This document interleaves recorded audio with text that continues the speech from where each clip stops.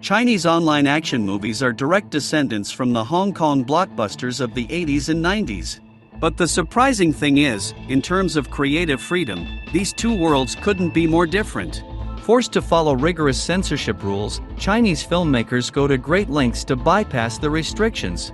The Killing Angels is another attempt to recreate the iconic Hong Kong blockbusters Naked Killer and Naked Weapon. Seeing that these films brim with violence, sex, and perverse morality, the attempt was doomed from the beginning. The film centers around an ordinary girl named Lin Jiang. After the death of her older sister, Jiang learns that she was part of a secret association of killer girls, whose mission is to hunt down General Ma Zhang. Determined to follow in her sister's footsteps, Zhang starts an exhaustive training that will toughen up both her body and her spirit. Having passed all tests and exams, Lin gets her first task, and this is when she suddenly comes across her ex-boyfriend. The young man is a journalist digging into General Ma Zhang's story, and he has no idea of Jiang's new personality. The film imitates Naked Killer and Naked Weapon almost to the letter. Here you have an underground association of killer girls, a strict, goal-driven lady boss, and a man who brings confusion into a girl's heart. The differences are in details that, despite their apparent insignificance, greatly affect the atmosphere, the mood, and even the meaning of the film. In Hong Kong blockbusters, female characters go from a slave-like selflessness to a realization that they can take control of their own life.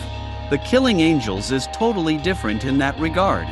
Jiang is not thinking about herself neither at the beginning, nor at the end of the film. It looks like she's moving in the opposite direction, from planning a personal vendetta to serving her country, considering that the latter is a recurring motif in the Chinese cinema. Here's another curious thing. It's interesting how the filmmakers are meticulously composing sexual images virtually from nothing. This is what happens when you can't show any revealing content, but still don't lose hope to include sexploitation into your movie. The lead actress Raquel has a sex bomb status in China, but the film hardly shows any of her naked body. Compared to this unprecedented chastity, any Western actress comes across as a fallen woman.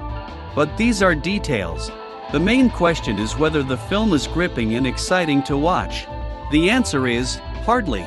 As it's often the case with Chinese movies, filmmakers give their best at the start, when you need to hook the viewer at any price. Indeed, during its first 20 minutes, the film brings its A game. But then the Killing Angels start to fall behind. The action becomes underwhelming, the cameraman loses concentration, and the director goes on autopilot. How come? Did you forget that your own movie says to fight till the end?